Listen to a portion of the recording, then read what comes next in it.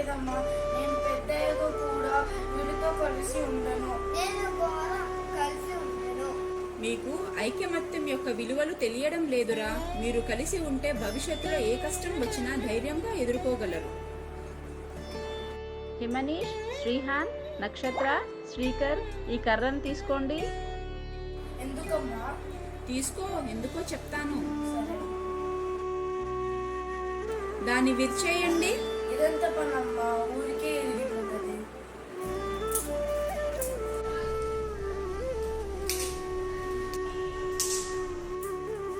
ఇప్పుడు ఈ కర్రలను కలిపి తీసుకోండి. వీటిని కలిపి విరచండి.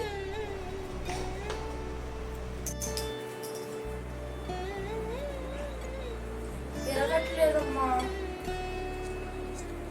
చాలా కష్టంగా ఉంది.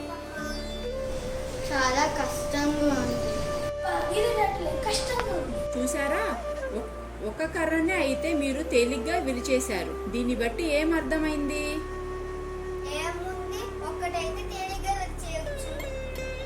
చూశారుగా, మీరు ఒక్కొక్కరుగా వేరుగా ఉంటే భవిష్యత్తులో వచ్చే కష్టాలను ఒక్కొక్కరుగా ఎదుర్కోవడంలో చాలా కష్టపడతారు. అదే అందరూ కలిసి ఉంటే తేలికగా ఎదుర్కొంటారు.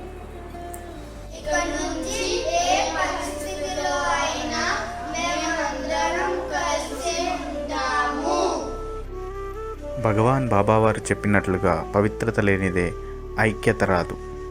ఐక్యత లేనిదే దైవత్వం అనుభవంలోకి రాదు.